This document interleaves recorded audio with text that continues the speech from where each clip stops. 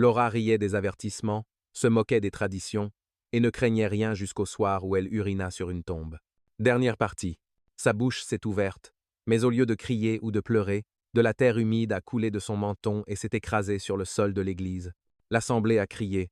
Certains ont couru dehors. Le pasteur a reculé, visiblement secoué, puis a rapidement repris son calme. Continuez à prier, le Seigneur contrôle tout. Mais les yeux de Laura ont roulé vers l'arrière. Elle s'est étouffée et s'est débattue jusqu'à ce que 4 femmes la maintiennent. Les prières ont continué jusqu'à ce qu'elle s'effondre soudainement. Quand elle s'est réveillée, le visage de sa mère planait au-dessus d'elle, mouillé de larmes. Laura Baiko, tiens bon, tu vas aller mieux. Mais Laura ne sentait aucune différence. La lourdeur lui collait à la peau. Un soir, la grand-mère de Titi vint leur rendre visite depuis le village. Lorsqu'elle entendit parler du cas de Lara, elle secoua la tête. Ceci n'est pas une maladie ordinaire. L'enfant a raillé le lieu de repos des ancêtres.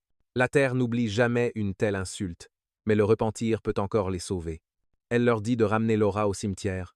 Laura résista d'abord, tremblant comme une enfant. Je ne peux pas y retourner. Elle va me tuer. Mais la grand-mère insista. Si tu ne retournes pas pour demander pardon, le tourment ne cessera pas. Cette nuit-là, vers 11h30, ses amis et ses parents l'emmenèrent au vieux cimetière. L'air était froid, la lune assez brillante pour éclairer leur chemin. Les jambes de Lila tremblaient alors qu'ils approchaient de la pierre tombale fissurée. La grand-mère lui demanda de s'agenouiller. Avec des larmes coulant sur son visage, Laura posa ses mains sur la terre. « Maman, je sens. Maman, Non.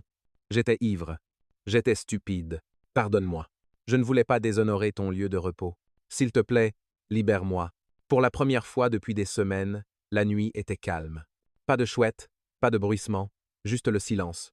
Puis une brise traversa le cimetière, douce, fraîche, presque apaisante. Laura sentit la lourdeur quitter ses épaules. Elle s'effondra, pleurant sans contrôle. La grand-mère constata « C'est fait. Elle t'a entendu. » À partir de cette nuit, les cauchemars cessèrent. Son visage guérit lentement. Son rire revint, mais il n'était plus insouciant. Des mois plus tard, elle commença à parler. Aux jeunes femmes de la communauté, leur racontant son histoire, elle les avertit, ne plaisantez jamais avec les tombes. La terre se souvient de chaque insulte. Les morts peuvent être silencieux, mais ils ne sont pas impuissants. Ne déshonorez jamais le lieu de repos de ceux qui nous ont précédés. Et surtout, ne confondez jamais l'insouciance avec la liberté, car certaines erreurs ne vous coûtent pas seulement votre fierté, elles vous coûtent votre paix. L'avertissement se répandit dans la ville de Butuan comme une traînée de poudre. Même ceux qui se moquaient autrefois de la tradition commencèrent à réfléchir à 2 fois avant de traverser le cimetière la nuit. L'histoire de Laura devint un rappel vivant que respecter les morts est aussi une façon de protéger les vivants. Un soir,